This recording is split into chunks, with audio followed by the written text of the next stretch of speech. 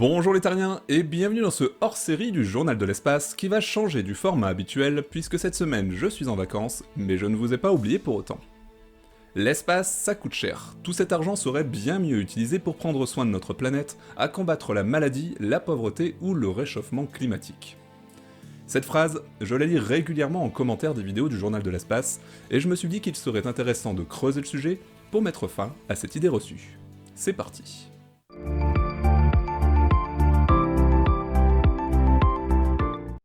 Mais au fait, l'exploration spatiale, combien ça nous coûte et de quel montant parle-t-on ? Si on fait le total des budgets alloués à l'ensemble des agences spatiales du monde chaque année, cela représente environ 60 milliards de dollars, avec en tête la NASA, qui dispose d'un peu plus de 20 milliards chaque année. En France, cela nous coûte en 2020 moins de 3 milliards d'euros, ce qui représente en moyenne par habitant dans nos impôts un coût de 39 € par an, c'est-à-dire environ le prix d'un dîner au restaurant. Autre élément de comparaison, 60 milliards de dollars, si on ramène ça au niveau mondial, c'est l'équivalent du chiffre d'affaires du groupe industriel Mars qui vend des barres chocolatées et des chewing-gums dans le monde entier. 60 milliards pour du chocolat et des chewing-gums, c'est l'équivalent de tous les programmes de recherche spatiaux publics du monde. On peut aussi comparer les budgets alloués à la recherche spatiale à côté de ceux d'autres domaines. L'armée par exemple avec la guerre en Irak, qui a coûté près de 2000 milliards de dollars sur 10 ans, ou encore les dépenses publicitaires dans le monde qui ne produisent que l'envie d'acheter un produit, c'est 600 milliards de dollars par an, soit 10 fois plus que le spatial. On peut aussi donner l'exemple que j'aime bien de Netflix, qui a réalisé en 2018 16 milliards de dollars de recettes pour du divertissement, c'est-à-dire presque autant que le budget annuel de la NASA. Retenez donc bien ça, oui, le budget du spatial, c'est une somme, mais il est toujours intéressant de le comparer avec d'autres dépenses et surtout de ce qu'elles apportent à notre civilisation. Revenons d'ailleurs un peu dans le passé, car cette préoccupation du spatial qui coûte cher, cela fait bien longtemps qu'on en entend parler. En 1970, il y a donc 50 ans déjà, sœur Mary Jukunda, qui travaillait en Zambie, avait adressé un courrier au directeur scientifique de la NASA où elle reprochait à ce monsieur de dépenser des milliards de dollars pour aller dans l'espace alors que des enfants mouraient de faim dans le monde. Ernst Schullinger, le directeur de la NASA de l'époque, lui avait alors apporté en réponse tous les bénéfices que l'humanité pourrait tirer de la recherche spatiale. Alors justement, à quoi ça nous sert concrètement la recherche et l'exploration spatiale ?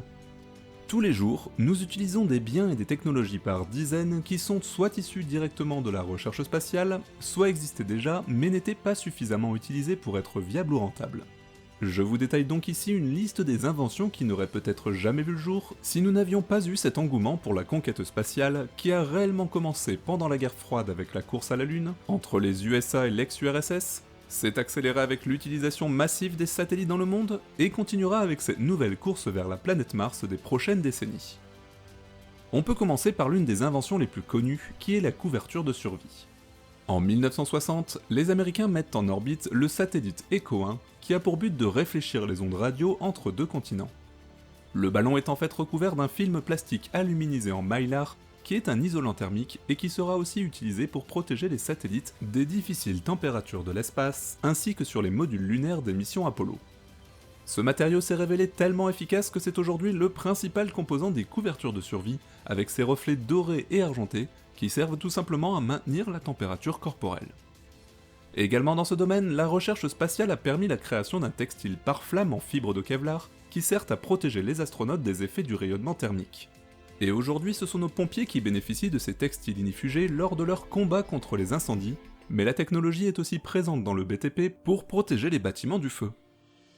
Au niveau du confort, vous avez sans doute déjà entendu parler de la mousse à mémoire de forme. Ce matériau était à l'origine créé pour aider les astronautes à mieux résister aux impacts et aux énormes forces d'accélération et de décélération, ou les G comme on les appelle en aéronautique, lors des décollages et atterrissages des vaisseaux spatiaux.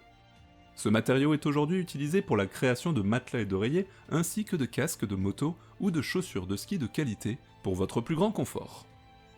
Concernant la sécurité, le développement des accéléromètres spatiaux a été réutilisé ensuite sur Terre pour créer un tout autre produit pouvant sauver des vies, l'airbag. Cette technologie permet de détecter un ralentissement instantané comme lors d'un choc en voiture, et déclenche alors le gonflage immédiat du ballon. Le spatial aide aussi la médecine avec par exemple la mise au point de simulateurs cardiaques informatisés qui découle directement du développement des capteurs fixés aux astronautes pour observer l'évolution de leur métabolisme. Dans le même domaine, la minuscule pompe utilisée dans les cœurs artificiels est dérivée des pompes à carburant de la navette spatiale américaine et a été inventée conjointement par des médecins et des ingénieurs de l'aérospatiale. Dans le traitement du diabète, les pompes à insuline actuelles s'inspirent du bras robotique mécanique présent sur la sonde Viking 1 lancée sur Mars en 1975 par la NASA.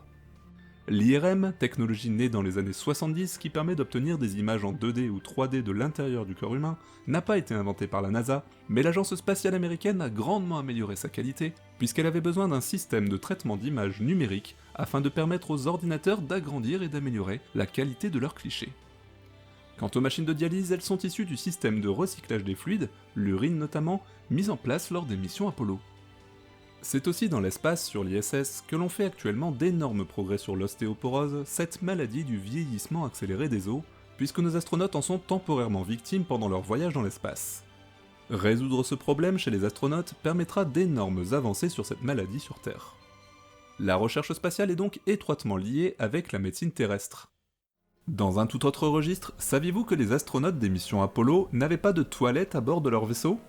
Pour satisfaire leurs besoins naturels, les premiers cosmonautes étaient revêtus de combinaisons incluant des matériaux absorbants. Les entreprises de couches-culottes s'en sont alors inspirées pour protéger les fesses des bébés et créer les couches que nous connaissons aujourd'hui. Dans l'espace, puisque les objets sont en apesanteur, ceux-ci flottent librement dans les habitacles des stations spatiales. Le velcro qui existait déjà à cette époque est alors utilisé pour fixer tous ces objets, et est devenu célèbre grâce à l'exploration spatiale, ce qui nous aura hélas valu pour ceux qui ont connu nos baskets à scratch, très à la mode à l'époque. Les panneaux solaires avaient par le passé un rendement qui restait très faible par rapport aux énergies fossiles. Ce sont alors les travaux de la NASA qui ont permis d'améliorer l'efficacité des cellules photovoltaïques qui servent tant dans l'espace, sur la Lune ou sur Mars, pour recharger les batteries des différents appareils. Son impact aujourd'hui sur Terre est sans égal quant à la démocratisation de l'emploi des panneaux solaires pour notre production d'électricité au quotidien. Certains astéroïdes dans notre système solaire sont tellement sombres qu'ils ne reflètent pas la lumière du Soleil, et ne sont alors pas repérables avec nos télescopes traditionnels. C'est alors le rayonnement infrarouge que nous utilisons pour les repérer avec la chaleur qu'ils émettent. De cette technologie est apparu le thermomètre électronique, qui pour prendre notre température à distance va détecter le rayonnement infrarouge que nous émettons, comme nous avons pu le voir dans les aéroports pendant le Covid. Pour aller toujours plus loin dans l'espace, l'homme a développé toutes sortes de nouveaux alliages pour construire des engins spatiaux devant être à la fois légers et robustes. Ces nouveaux matériaux qui ont vu le jour grâce aux recherches spatiales se sont ensuite retrouvés un peu partout dans notre quotidien. Par exemple, le téflon au départ était un matériau destiné à protéger les premiers satellites, puisque cette matière avait une excellente résistance thermique et chimique, ainsi qu'un coefficient de frottement particulièrement faible, puisque les éléments glissaient dessus. Il a été tout simplement adapté pour obtenir les poêles anti-adhésifs de nos cuisines au milieu des années 50, notamment grâce à des ingénieurs français de l'entreprise Tefal.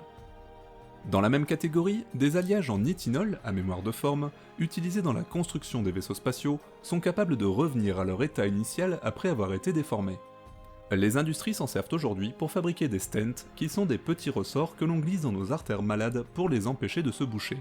On réduit leur taille avant de les poser, et ils reprennent leur forme sous l'action de la chaleur du corps. La NASA a aussi développé des matériaux qui doivent résister aux températures très élevées d'un vaisseau spatial rentrant dans l'atmosphère terrestre ou pouvant supporter la flamme des moteurs de fusée.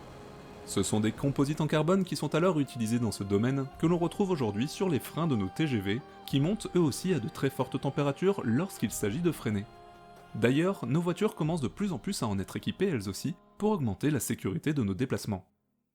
Et puisque nos fusées requièrent des matériaux de plus en plus légers pour faciliter leur mise en orbite, c'est aussi le poids des fauteuils roulants qui s'est allégé, passant de 50 à 12 kg aujourd'hui. Au niveau de l'électronique, l'ordinateur de navigation des missions Apollo créé en 1966 fut le premier ordinateur du monde à fonctionner avec des circuits intégrés. C'est ensuite toute une industrie qui a vu le jour grâce à cette innovation. Nos différentes manettes de jeux vidéo découlent aussi directement des joysticks de contrôle des engins spatiaux. Pour les missions Apollo, la NASA a demandé une perceuse portative capable d'extraire des échantillons de sol lunaire.